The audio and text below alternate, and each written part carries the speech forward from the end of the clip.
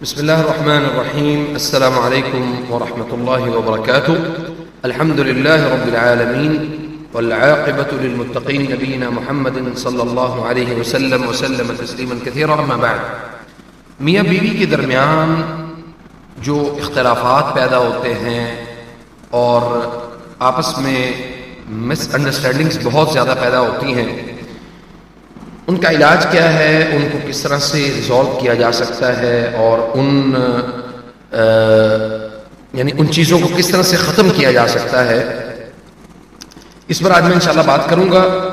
اور میں امید کرتا ہوں کہ انشاءاللہ ہمارے احباب، ناظرین، سامعین انشاءاللہ اس کو سنیں گے اور اس میں جو چیزیں آپ سب کے سامنے بیان کی جائیں گی انشاءاللہ اس میں سے کچھ نہ کچھ اخذ کرنے کی بھی کوشش کریں گے. تو سب سے پہلی چیز یہ ہے کہ اس رشتے کی اہمیت کو سمجھنا یہ میرے اور آپ کے لیے بہت ضروری ہے. اور اگر ہم اس رشتے کو نہیں سمجھ پاتے اور اس رشتے کی اہمیت کو سمجھ نہیں پاتے تو یاد رکھیں کہ ہم کہیں نہ کہیں قرآن کریم کی ان تعلیمات کے اوپر جو ہے وہ عمل پیرا نہیں ہو رہے ہیں. تو اس بات کو سمجھنے کے لیے جو چند اہم نقاط ہیں وہ یہ ہیں. سب سے پہلی چیز ہے کہ اللہ تعالیٰ نے یہ رشتہ کیوں بنایا ہے. اس لیے بنایا ہے کہ وَجَعَلَ لَكُمْ أَزْوَاجًا، میں نے تمہیں رشتے یعنی ایک جوڑے میں جو ہے وہ بنا دیا ہے، ایک جوڑا بنا دیا ہے اور تمہیں میاں بیوی بنا دیا ہے. لِتَسْكُنُوا إِلَيْهَا، کہ تم ایک دوسرے سے سکون حاصل کرتے ہیں. لیکن حیران کن بات یہ ہے کہ ہمارے معاشرے میں سب سے زیادہ بے سکونی کا جو رشتہ ہے وہ میاں بیوی کا ہے. اس کی بہت ساری ریزنز ہیں، بہت ساری اس کی وجوہات ہیں. وہ اگر ہم ان کو تفصیل سے بیان کرنا شروع کریں تو وہ شاید بہت لمبا وقت ہمیں درکار ہو. لیکن اس بات کو ہمیں ذہن نشین رکھنا چاہیے کہ اللہ تعالیٰ نے یہ رشتہ سکون کے لیے بنایا تھا، لیکن اس رشتے میں بے سکونی کہاں سے داخل ہوئی. تو اس کے لیے یہ بات جو ہے وہ بڑی اہم ہے کہ میاں بیوی کے رشتے کو خراب کرنے کے لیے بہت سے لوگ اپنا اپنا کردار ادا کرتے ہیں اور ان میں بہت سارے لوگ جو ہے وہ اپنے مطلب کے لیے ان رشتوں کو اپنی مرضی سے چلانے کی کوشش کرتے ہیں. تو جہاں پہ رشتوں میں مرضیاں داخل ہو جائیں یا جہاں پہ رشتوں میں اس طرح کے تکلفات شامل ہو جائیں تو یاد رکھیں کہ ان رشتوں کے اندر بہت ساری چیزیں جو ہیں وہ خرابی کی طرف چلی جاتی ہیں. ان کو سمیٹنا، ان کو ٹھیک کرنا یہ بہت بڑی ہماری ذمہ داری ہے. تو یاد رکھیں کہ پہلی چیز ہے لِتَسْكُنُوا إِلَيْهَا، اللہ تعالیٰ نے سکون کے لیے یہ رشتہ بنایا تھا. تو اس میں بے سکونی واقع ہوئی، اس کی وجوہات ہیں. پہلی وجہ، اس کی سب سے بڑی وجہ یہ ہے کہ میاں بیوی نے ایک دوسرے کے معاملات، حالات اور ایک دوسرے کی کیفیات کو سمجھنے کی کوشش ہی نہیں. یہ کہا جا سکتا ہے کہ بیوی کہے کہ میں بہت سمجھنے کی کوشش کرتی ہوں لیکن پتہ نہیں ایک دم سے کیا ہوتا ہے.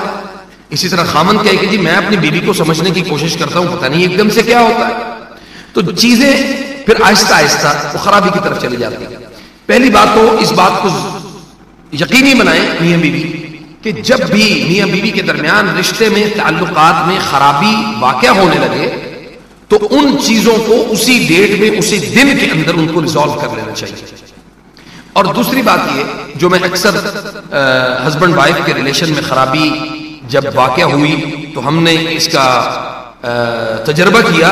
تجربہ بھی الحمدللہ وہ مسنون طریقے سے کیا، یعنی کہ ہم نے اپنی سوچ اور فکر کو جو ہے نا وہ لاگو کیا کسی شخص کے اوپر. تو اس کا طریقہ کار ہم نے یہ رکھا ہے کہ ہسبینڈ جو ہے وہ اپنی وائف کے وضو کے پانی سے نہائے یا پھر اس کے غسل کے پانی سے نہائے.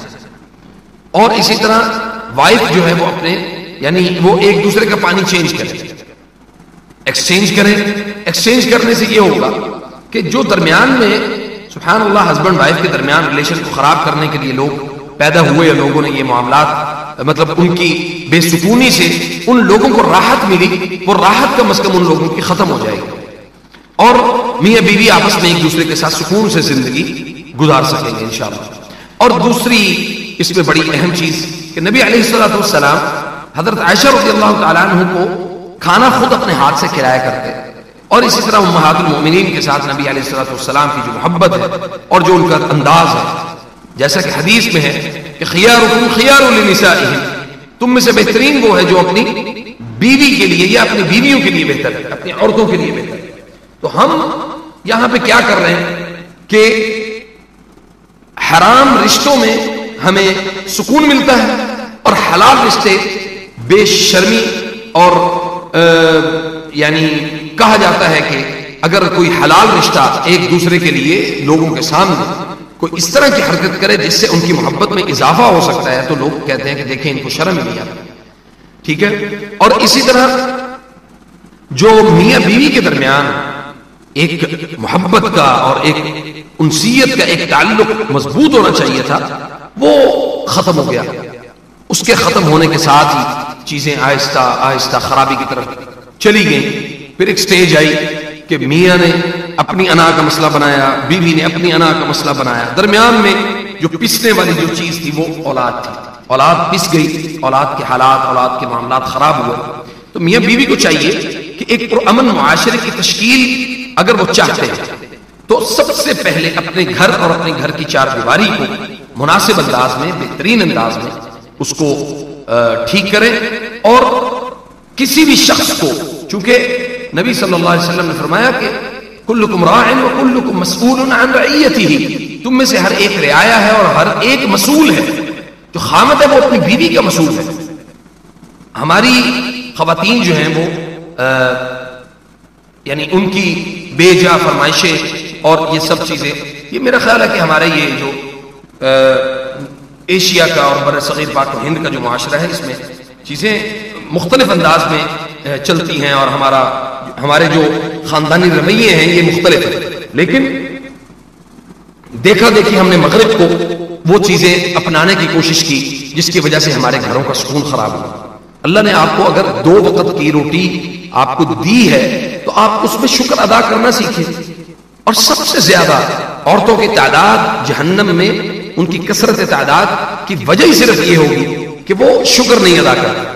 آپ کا خامن گھر میں آئے، آپ اس کو ہمیشہ وارم ویلکم کریں، خوبصورت انداز میں اس کو ملیں اور ہنستے ہوئے ملیں، مسکراتے ہوئے ملیں۔ جو خواتین گھروں کے اندر داخل ہوتے ہی اپنے ہسبینڈ کو شکوے اور شکایتیں اور پورے دن کی جو ایکٹیویٹی ہے وہ بیان کرنا شروع کر دیتی ہیں، تو یاد رکھیں کہ ان گھروں میں خرابی میں دیر نہیں لگتی۔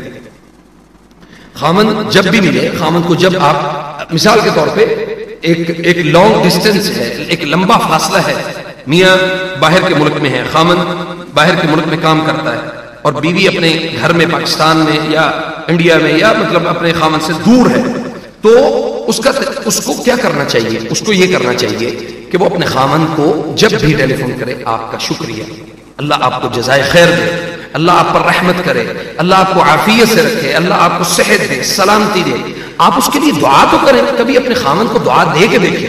واللہ العظیم میں ایک مرد ہونے کی حیثیت سے یہ میں آپ کو بتاؤں کہ جس طرح عورتیں یہ چاہتی ہیں کہ ان کی تعریف کی جائے، مرد یہ چاہتا ہے کہ اس کا شکریہ ادا کیا جائے۔ آپ جس دن اس بات کو اپنی زندگی کا حصہ بنا لیں گی تو آپ کے گھروں کی لڑائیاں ختم ہو جائیں گی۔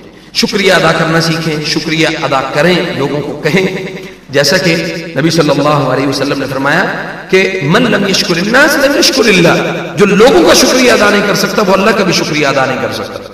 اس لیے اپنے خامدوں کا سب سے پہلے آپ کے اوپر جو حق ہے وہ آپ کے خامد ہیں، ان کا شکریہ ادا کریں۔ اللہ نے ان کو قوت دی، اللہ نے ان کو اس بات کی قوت دی کہ وہ گھر سے باہر نکلیں، وہ کچھ کمائی کر کے لے کے آئے، حلال کمائی کر کے لے کے آئے، آپ کو کھلائیں، آپ کے بچوں کو کھلائیں، آپ کی فیملی کو کھلائیں۔ تو جب یہ چیزیں آپ ایک نارمل انداز میں لے کے چلیں گے تو آپ کے گھروں کے اندر سے جو بے سکونی کی جو کیفیت ہے وہ اللہ کی توفیق سے وہ ختم ہو جائے گی۔ اللہ تعالیٰ ہمیں عمل کی توفیق عطا فرمائے اور اس بات کو سمجھنے کی توفیق عطا فرمائے۔ فجزاکم اللہ خیر۔ السلام علیکم ورحمۃ اللہ وبرکاتہ۔